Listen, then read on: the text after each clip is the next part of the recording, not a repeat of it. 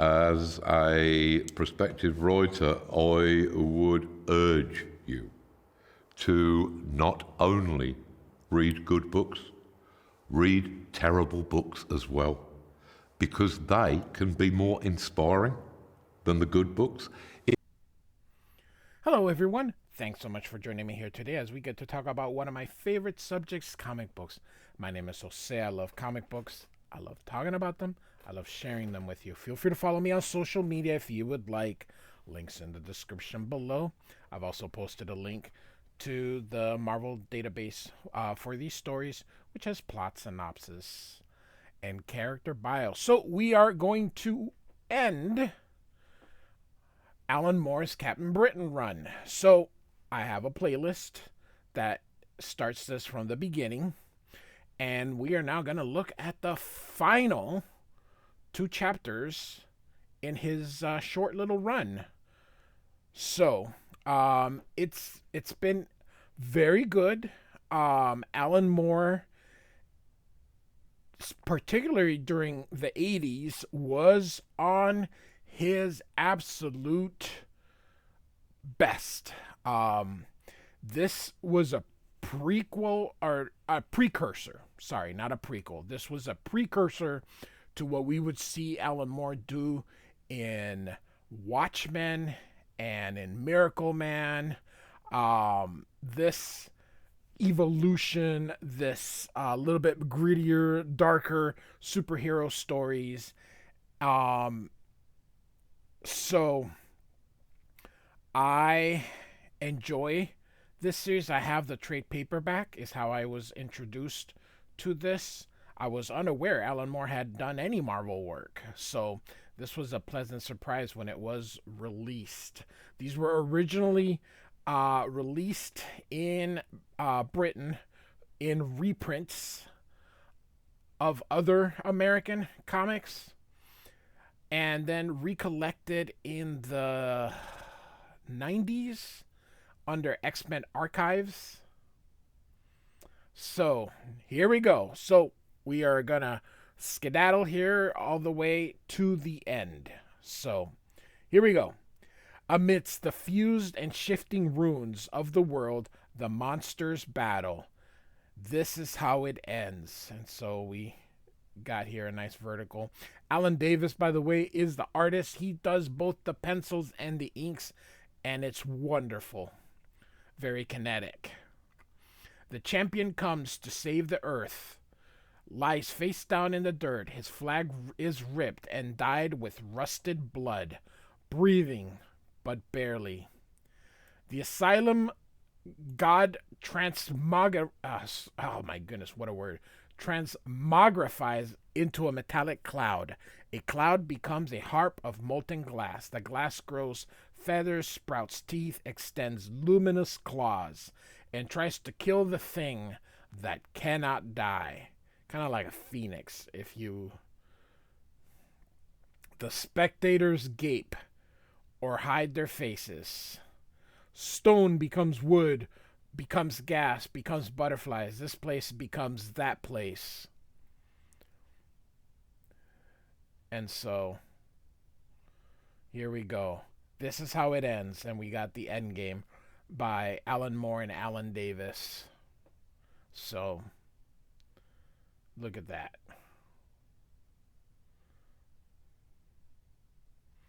Switch, and again we get another vertical panel here, kind of alongside this other part here. Switch, the ocean bed. It increases the pressure within its body to match that outside. It grows an extra nervous system to cope with the data. Load, quills rip its flesh. It absorbs them. So, we're talking about the oh my goodness, I completely forgot that creature's name.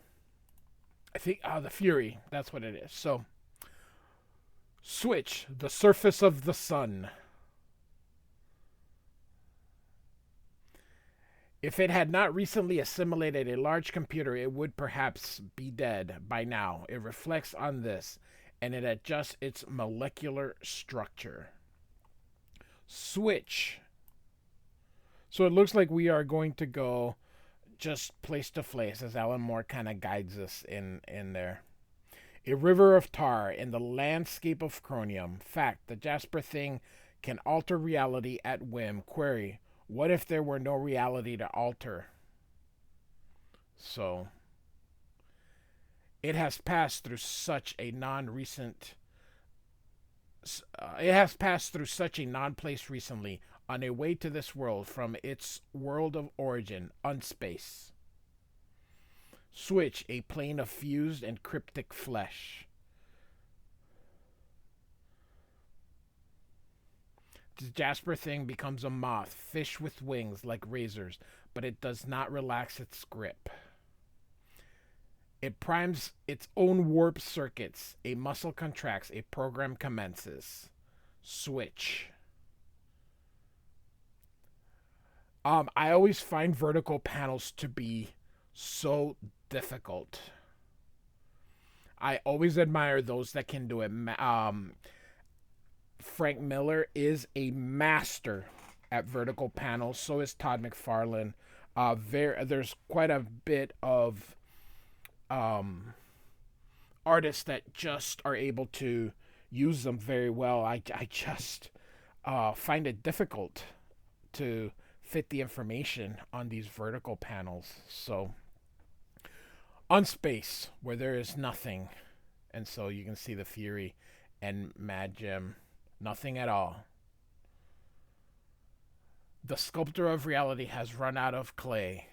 With a casual slowness, it grasps his head between huge half-formed hands. And then it grows a slender filament connecting its right index finger to its left index finger, passing through the cranium of the Jasper thing, and then it incinerates its brains. Well, we figured out how to kill Jaspers. Now we got to find out how to kill this friggin' thing. So this is how it ends. Switch. Look, they're coming back. And then the Fury tosses him, and then it falls. The one with the mustache, the one who created us, he looks dead. But what about the other thing? It's injured. Perhaps we better finish it off. Off with its heads. And so, this Death Creature. Again, these guys are reused in Excalibur by Chris Claremont and Alan Davis, but we are way far away before I even get to that. So nothing happened, and suddenly this person is electrocuted. 800 volts, almost the last of its stored power resources. The other beings run away. It will pursue and destroy them later when it has rested. It begins to draw minerals from the earth around it. It needs replenishment. It needs time. And Captain Britain touches it and kind of pulls it in there. I don't think Captain Britain's going to give him any time. And punches straight through. Beautiful panel here. I love it. And Captain Britain's going to basically take it down now. And Saturn IX is like, I think he's going to kill it. I hope he's going to kill it. But if he doesn't, if he can't kill it, and you can see here it kind of shoots this at him, then it's all up to you. This is Captain UK, I think. So you can see the Fury trying to kill Captain Britain. And she's suddenly getting angry. She's going from terrified and sad to anger. Like I say in Star Wars, like Yoda said, hate, anger leads to hate. So here she goes. Bam. She was not going to let the Fury kill Captain Britain.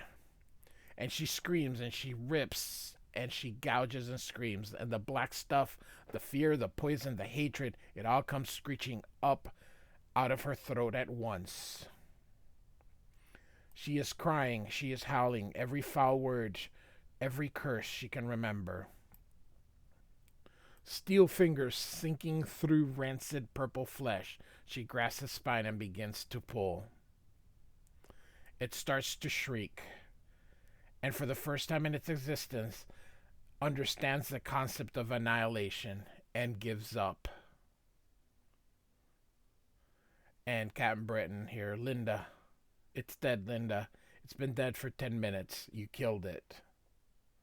So, there. Give her a nice big hug, Captain. Mithras knows the girl deserves it. She slew the dragon. She killed the big bad wolf. Ding dong, the witch is dead. And the wizard. Well, it looks like the wizard's dead too. It's all over. And she's gonna take a little bit of his DNA, at least for the moment.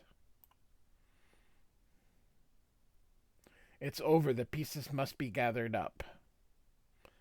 This is Roma. And Captain Britain says, Saturnine, something's happening. It can't be. Everything's finished. My plan. Captain, I think we're about to. And then suddenly, switch. Where? On Earth. And so we got Merlin, Roma, Captain Britain, Captain Yukon, and Saturnine in his. And so we go to the last chapter. Here we go. And so it looks like we're about to have a funeral. And the epilogue here. Gathered eminences, you know why you have been called here from your diverse world. It's a time of mourning. It is a time of great victory. The terror that threatened all our worlds is destroyed, and the omniverse endures. Its savior stands before you. Captain Britain of Earth 616, Captain UK, late of Earth 238, and Opa Luna Saturnine of Earth 9. Honor them, for they are most worthy. Their battle was long, and they have lost much what was dear to them, as have we all. At the height of the conflict, the threshold of this greatest scheme's fruition, my father's life force left the clay that it had girded itself with. Merlin is dead. Let the funeral commence. I wonder if this is like King Arthur. And so we got our credits again. And here we have a funeral. But Merlin was kind of a jerk. So it's hard if you've been. I have the entire series in a playlist of Alan Moore. And he was a bit of a jerk. So it's kind of hard to feel sorry for him. But let his deserted flesh be set before the portal perilous. Then let all that is frail and human go hence from that place, lest their breath and reason be forfeit. And when the gates of infinity are flung wide, go sovereign of the innumerable spheres, go firstborn of the devil, go my father, to whatever rest awaits you.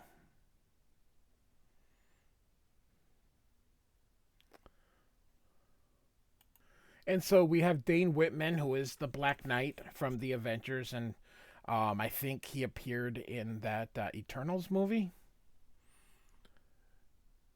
So, well, it's been good to see you again, Captain. You've changed much since last we met. You too, Dane. It's been a long time. And so we got these Captain Britain who speaks, or Captain England here. He speaks very old English, so they're going to talk with all the other Captain Britons. And so eventually he's going to make his way to Luna. Forgive me, worthy knights, but I would like to talk with Captain Britain alone. Please be seated, Captain. This must be very strange to you. For both of us, my lady.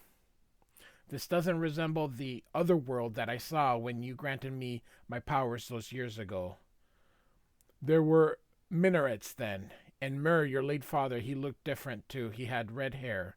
Mur, you mean Merlin? No, he used to have white hair and a beard. And Luna says, please. Or Roma, not Luna. My father, like his father before him, has had many names and many faces. Let the secrets die with him. It is you and the debt that we owe you that I came to discuss. What service do you crave? Service? But I didn't do anything. You did. You were the bait that lured the Symbiote to Jaspers. I understand that now. Is there no gift you desire, no knowledge that you seek? And Captain Britain says, my sister and my planet, what's happened to them? Your world is bruised, Captain, but it will heal. Reality does not tolerate paradox for long, and it will repair the rents in its own fabrics. But as for your sister, see the fences around the camp to which she was taken have been dragged down. But so many human souls have been dragged down with them. Your sister lost her lover, to whom her mind was linked. The scars are not light ones. There is a woman that she has met in camp, one Victoria Bentley. She's eminently suited to care for her while her spirit amends. And so Captain Britain looks at her and says, Betsy, she will be well, Captain, I promise. So, of course, for those of you who've been following, this is Psylocke from the X-Men. Or will be Psylocke from the X-Men. My lady, where did Saturnine go? She left earlier. I wanted to thank her for helping me. Ah, yes, Saturnine. Dear, ruthless, implacable Saturnine. I sent her home. That was my gift to her. I gave her revenge. And, of course, we got, oh, my God. He was the judge, I believe. And he says, what did you just say? You heard me perfectly well, Mandragon, my love. You will resign as emperor after granting me both a full pardon and reinstatement as Majestrix. Or my supporters will activate the clone of the Jaspers monsters that they are building from cell scrappings I took from Escorz. Activate it here, on your world. Perhaps you could order this universe destroyed as well. And Mandragon says, you'd do that, wouldn't you? You're actually insane enough to do it. Don't bore me, Mandragon. Of all of us omniversal tyrants... all of us omniversal tyrants are mad. You, of all people, should know that. Oh dear, is that a speck of dust I see upon my toe cap? Mandragon, if you would. And so, she licks her boot. So, and she laughs and says, I think I shall have to watch out for the Majestrix Saturnine. Her cell scrappings were quite dead, of course. I killed them without her knowing. So, no, there will be no Jim Jaspers to come back. So, but enough.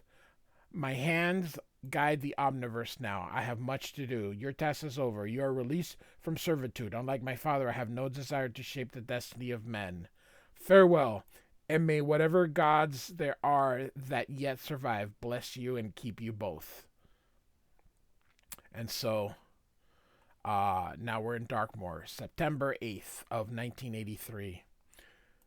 We're home, just like that. That is, it's home for me, but for me also, I haven't anywhere else to go. I've got some thinking to do, and I need a place to do it. Goodbye, Captain. It's been fun. And the two kiss. And thus, never the end. So I'm going to show you the X-Men archives that were the original for, or the reprints for those. So